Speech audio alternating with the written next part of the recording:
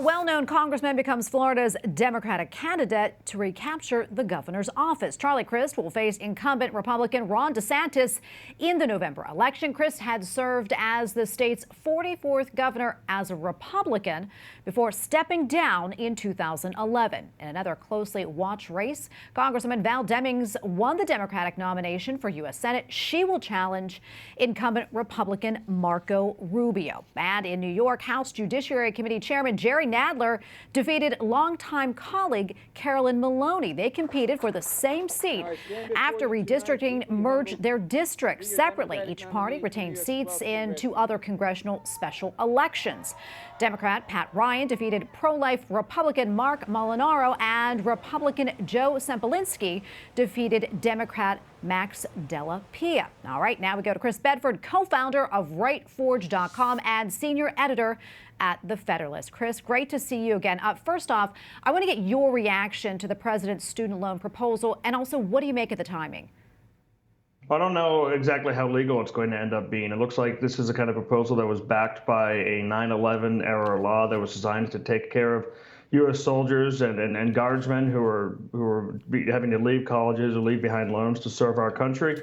It's kind of thing that might get struck down by a judge, but either way, he's going to achieve kind of what he's looking for here, which is, well, potentially he could achieve that, which is trying to gin up some enthusiasm with his base and say, I tried. And if he gets knocked down, even all the better for him, because that way he can point toward the evil courts and the Mitch McConnell courts, et cetera, to try and get his base ginned up.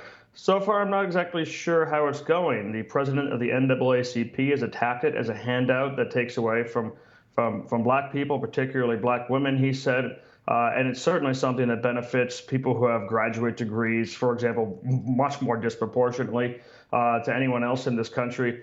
I do think it's certainly a political play to try and get the base ginned up. We'll see exactly where it goes. If handing out free candy, this might be one of the only things in D.C. where the free candy actually makes some enemies for you. Chris, I'm curious, if this does move forward, ultimately, what do you think this will do to our economy, and what type of impact do you think it will have on higher education moving forward?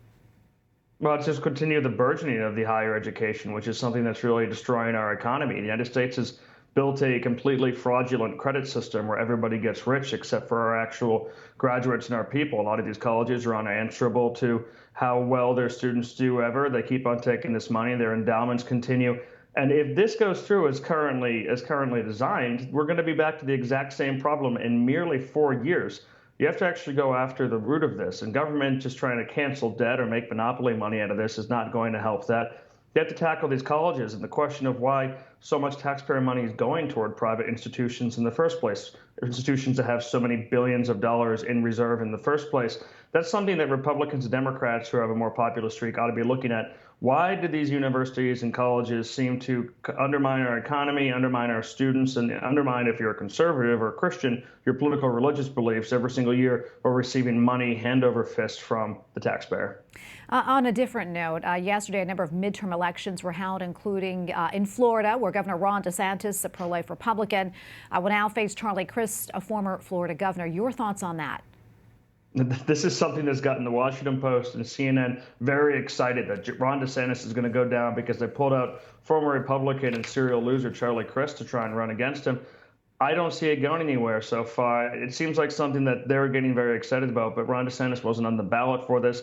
He's a massively popular Republican governor. The amount of Republicans in that state has increased year over year to the highest point it's ever been, and the first time it's ever been the largest group of people in Florida's history, at least as far as they've been looking back at those numbers.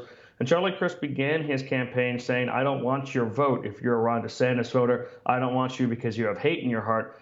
That seems like something that could be a messaging campaign for attacking and undermining DeSantis, potentially before a White House bid. But it's not the kind of thing you say if you want to be the governor of a state. We have about 30 seconds left or so, Chris, but I want to touch on this before I let you go. Earlier this week, Dr. Anthony Fauci announced that he will be stepping down and retiring in December. What do you make of his announcement and also the timing of it? Well, Mitch McConnell might think that there's no chance Republicans take the Senate. I disagree with him, and apparently so does Anthony Fauci. He's someone who certainly wants to. He's old, of course. He's made a lot of money, and he's made a lot of impact, at least in the fields he wants to. But I suspect that he strongly wants to avoid the investigative arm of people like Senator Rand Paul, should they come to power the following month. All right, we're going to leave it right there. Crist, thank you so much as always for weighing in. We appreciate it. Thank you.